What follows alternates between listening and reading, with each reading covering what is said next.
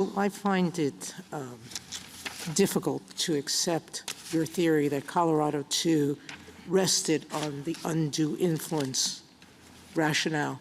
It certainly described our prior cases as doing so, but when it was talking about the coordinated expenditure rule, it specifically referenced that it was to prevent quid pro quo corruption. So I think it's an unfair assessment of Colorado 2 to say that one of its underlying pins was knocked down in some way or has been knocked down, because it didn't rely on that. Two responses. One, I think it's very telling that the court in both McConnell and also McCutcheon, in particular in the McCutcheon dissenters, said Colorado 2 stands for the proposition that undue influence is a valid theory of governmental interest, and that is something that the court in McCutcheon rejected. Well, second, but it wasn't what it relied upon for its anti-corruption rationale. Respectfully, That's why it went through the earmarking rules. That's why it went through the disclosure rules. And in both instances, all the arguments you're making today, it rejected. It said earmarking wasn't enough.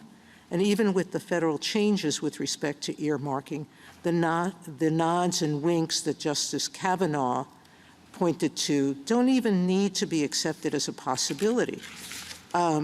We know that candidates in the past have asked donors to donate to the Republican, to a party as opposed to themselves, knowing that the party was going to spend the money on them. It's just all too easy to see that coordinated expenditures is just a different way of having the party contribute to the candidate. so two responses. First of all, with respect to Colorado 2 and why it really does rely on undue influence, and second, with respect to earmarking. Colorado 2. I will point to you multiple parts of Colorado 2. I would start with page 456, footnote 11, where the court talks about combating circumvention of contribution limits designed to combat the corrupting influence of large contributions to candidates from individuals.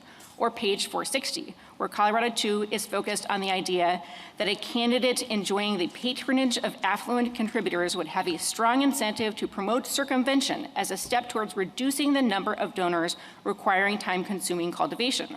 Or I'd point you to Colorado 1, where the court recognizes that the whole point of the restrictions was to prevent certain amounts from being spent for certain offices in certain states. Now, we can sort of, and I think that's why this court has characterized Colorado 2 as resting on that basis.